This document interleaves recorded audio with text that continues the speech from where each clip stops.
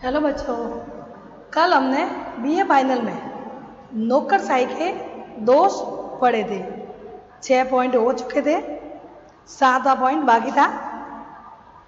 तो 7वां पॉइंट था श्रेष्ठता की भावना, यानी नौकरशाही में अपने आप को श्रेष्ठ मानते हैं, हर कोई श्रेष्ठ मानना चाहता है। तो श्रेष्ठता की भावना के कारण उनके दोष होते हैं कि वो हमेशा अपने आप को काम तो कम करते हैं और श्रेष्ठ अपने आप को मान लेते हैं। और इसके अलावा नवीन निरंकुशता में तो न्यायाधीशों की नागरिकों को सीमित करना ये सब हो चुका था, लेकिन श्रेष्ठता की भावना, नौकरशाही का एक अन्य दोष ये है कि इस व्यवस्था में अधिकारियों में श्रेष्ठता की भावना आ जाती है, क्योंकि इसके साथ में सत्ता रहती है, यानी सरकार उनके साथ रहती है। क्योंकि नीतियों वगैरह उनका निर्माण करना ये सब सरकार का कार्य है, लेकिन उनको क्रियान्वित, उन कार्यों को क्रियान्वित करना प्रशासन का कार्य होता है। प्रशासन और नौकरशाही,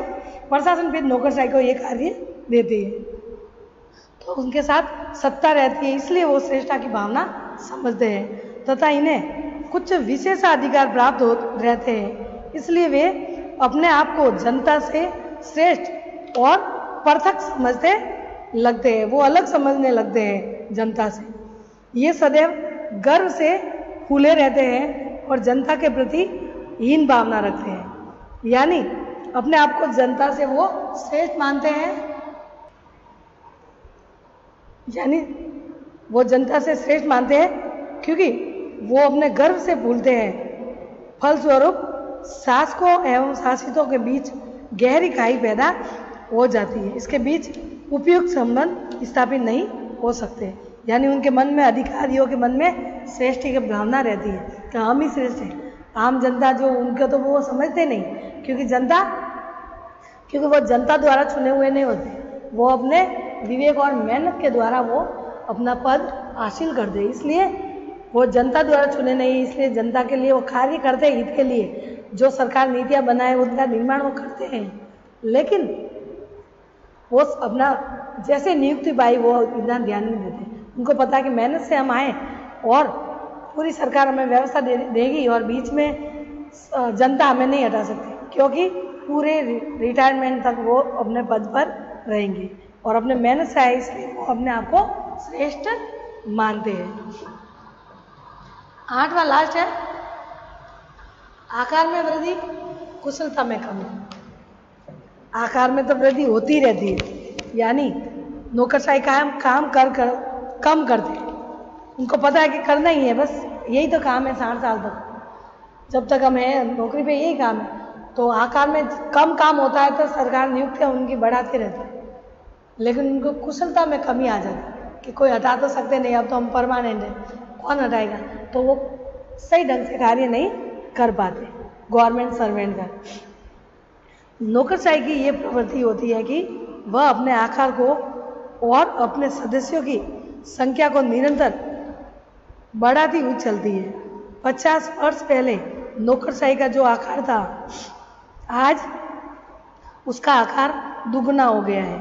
अपना प्रभाव और अपनी शक्ति बढ़ाने के लिए कार्य अधिक न होने पर भी नौकरशाही अपने आकार में वृद्धि करती रहती है। संख्या में वृद्धि होने पर भी कुशलता के स्तर नीचे गिरता चला जाता है। विद्वानों ने इस बात की ओर ध्यान आकर्षित किया है कि कर्मचारियों की संख्या में वृद्धि से कुशलता गिरती है, यानी कर्मचारी जितने कम होंगे तो वो उनके पास कार्य होगा तो और भी वो करने की कोशिश करेंगे, लेकिन कर्मचारी कितने, जैसे 10 चाहिए और 20 लगा दिए तो वो उनके कुशलता में कमी आ जाएगी कि क्या करना हो, दूसरा कर लेगा।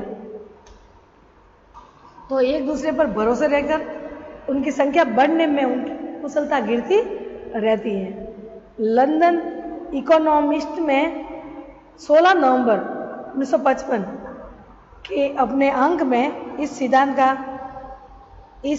का आकार बढ़ने में काम की मात्रा कम होती है, ये उन्होंने छपा था उसमें लंदन में, प्रकाशित करके सबको आश्चर्य में डाल दिया। यानी ये पत्रिका में छपा था कि 55 में 1955 में कह रहे कि उनकी वृद्धि तो हो रही है कर्मचारियों की, जो नौकरशाही गवर्नमेंट सर्वेंट, लेकिन उनकी कुशलता में कमी आ रही है। आकार व काम की मात्रा में कोई संबंध नहीं है। ये नियम पार्किंस नियम के नाम से पुकारा जाता है।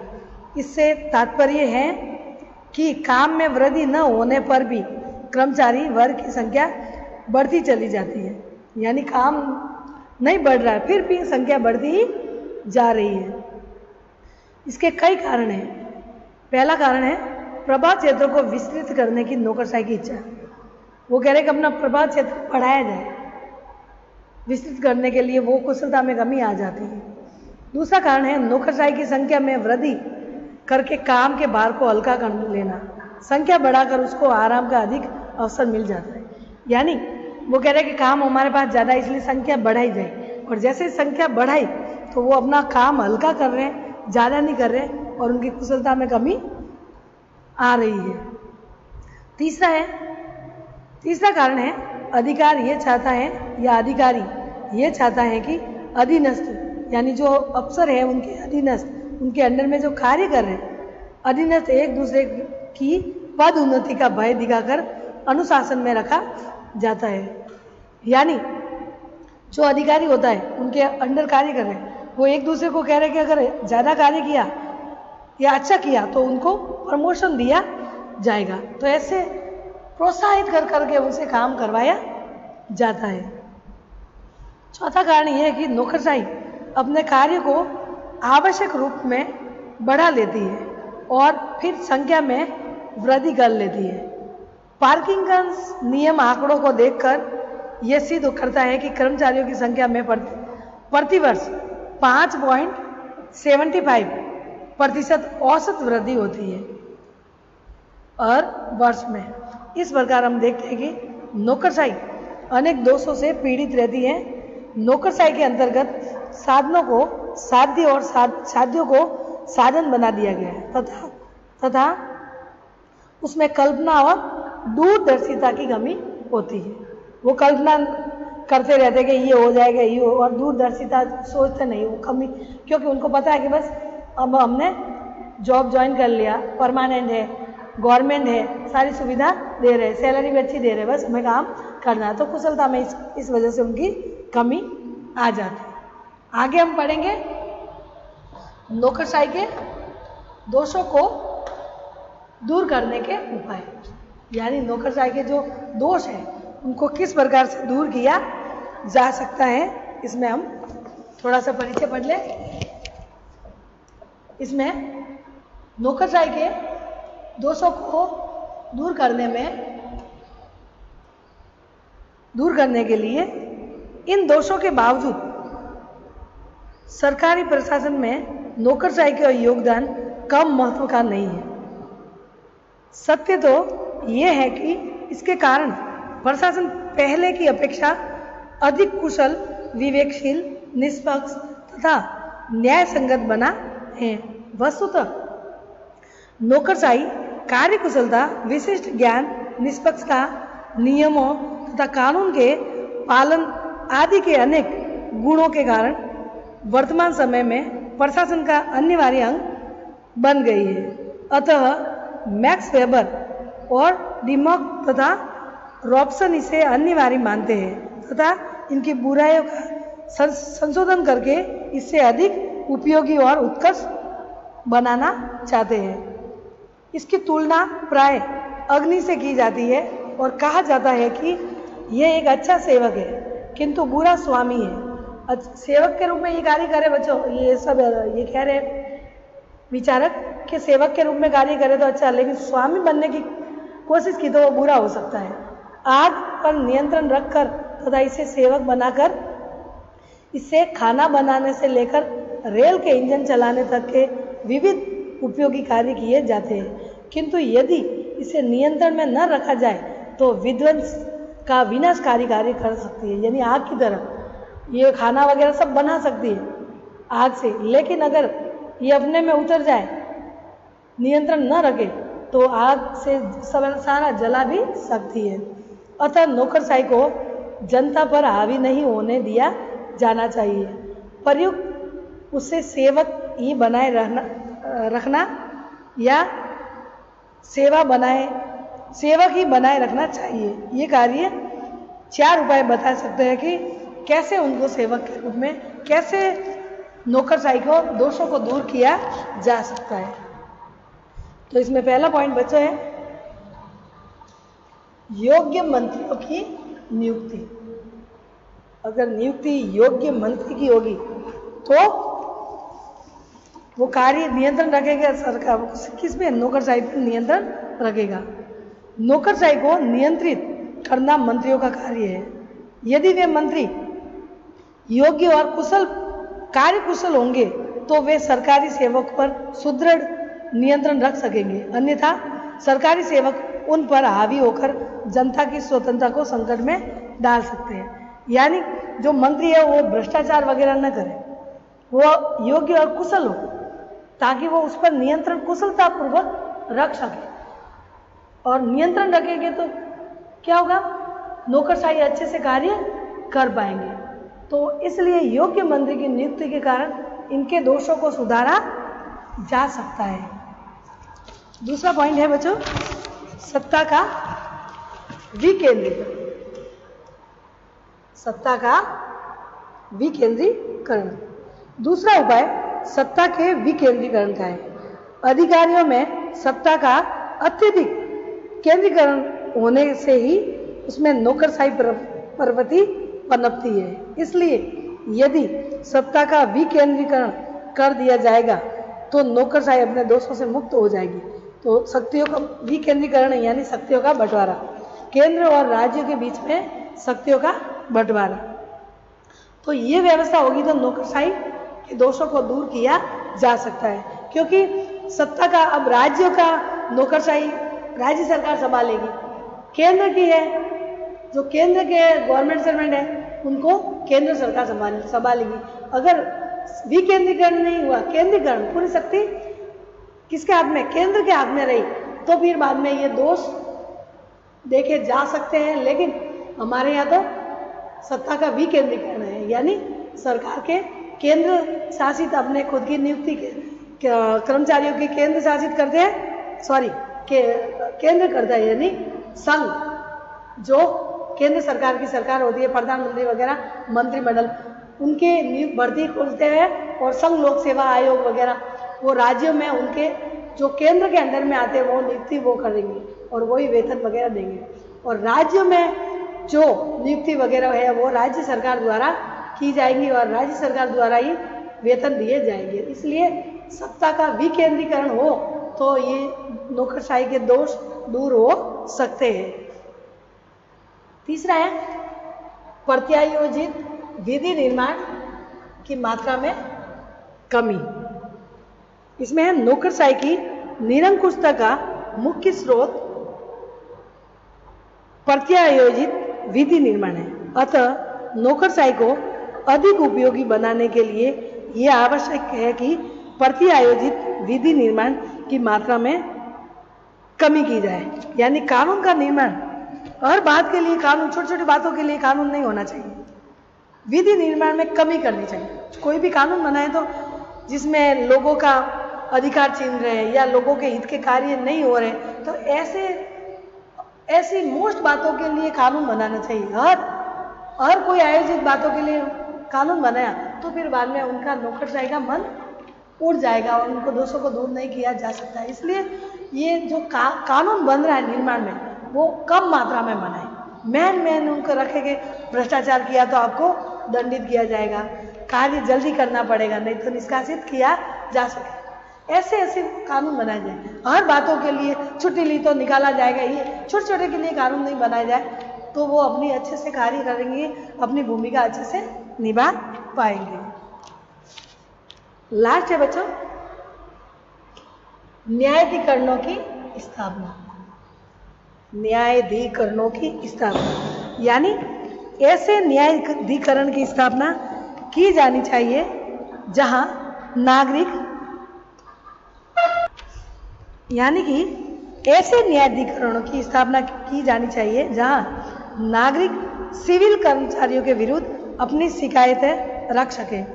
प्रशासन में भ्रष्टाचार को समाप्त करने के लिए, यानी प्रशासन में भ्रष्टाचार को समाप्त करना तथा नौकरशाही के दोषों से मुक्त करने के लिए ऐसे प्रशासकीय न्यायाधिकरणों की स्थापना नितांत आवश्यक है। यानी ऐसे न्याय जो कानून बनाए, उनका ऐसा भ्रष्टाचार के प्रति, भ्रष्टाचार करे तो उनको समाप्त करने के लिए ऐसे न्यायाधिकरणों की व्यवस्था की जाए तो उनके दोषों को दूर किया जा सकता है। रॉबसन ने नौकरशाही के दोषों को दूर करने के लिए उन उपायों को सुझाव दिया है। यानी रॉबसन ने इनके दूर करने के उपाय बताए हैं, 3 बताए हैं। पहला बताया है सरकारी कर्मचारियों के में जनता के प्रति उत्तरदायी होने की भावना उत्पन्न करना तथा उनमें अपने को विशेष अधिकार संपन्न विशिष्ट वर्ग समझने की प्रवृत्ति को रोकना। यानी कि कहने का मतलब जो कर्मचारी है सरकारी, उनको उत्तरदायित्व देना चाहिए सरकार की तरफ से, उनको उत्तरदायित्व की भावना उत्पन्न करना कि आपका विशेष अधिकार है और उन्हें विशिष्ट समझने की प्रवृत्ति को रोकना है। यानी वो खुद को अपने आप को विशेष समझते, वो रोकनी और उनके उत्तरदायित्व की भावना जागृत करनी कि आपका ये कार्य है लोगों के हित के लिए कार्य करना है, अगर नहीं किया तो आपको फिर बाद में आपका प्रमोशन नहीं होगा, या ऐसे कोई भी प्रोत्साहन के लिए कार्य किए जाए। रॉबसन का दूसरा उपाय है सिविल सर्विस में विभिन्न सामाजिक तथा आर्थिक वर्गों का प्रतिनिधित्व करना। सिविल सर्विस जो IAS, IPS, IAFS, civil service में क्या सामाजिक और आर्थिक प्रतिनिधित्व करना। ऐसा नहीं कि वो आर्थिक स्थिति सुधारे, सामाजिक स्थिति भी सुधारे। रूढ़िवादी परंपरा जो लोगों को नुकसान दे रही है वो सब सुधारने की कोशिश करें, तो ये सुधारा तो नौकरशाही के दोषों को भी दूर किया जा सकता है।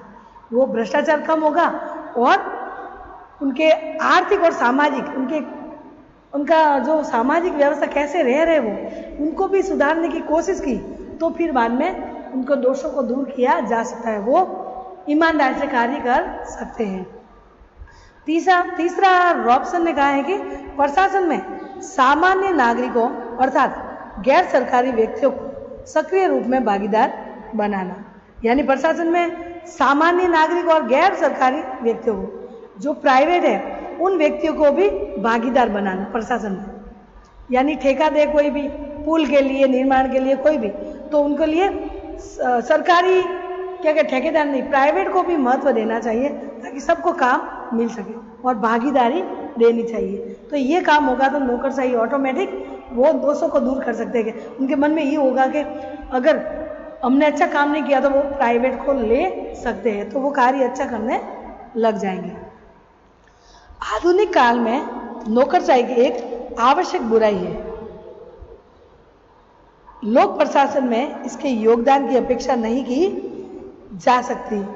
हर्बर्ट मॉरिसन ने के अनुसार नौकरशाही का मूल्य है जो संसदीय प्रजातंत्र के लिए हमें चुकाना पड़ता है। 3 बन गए।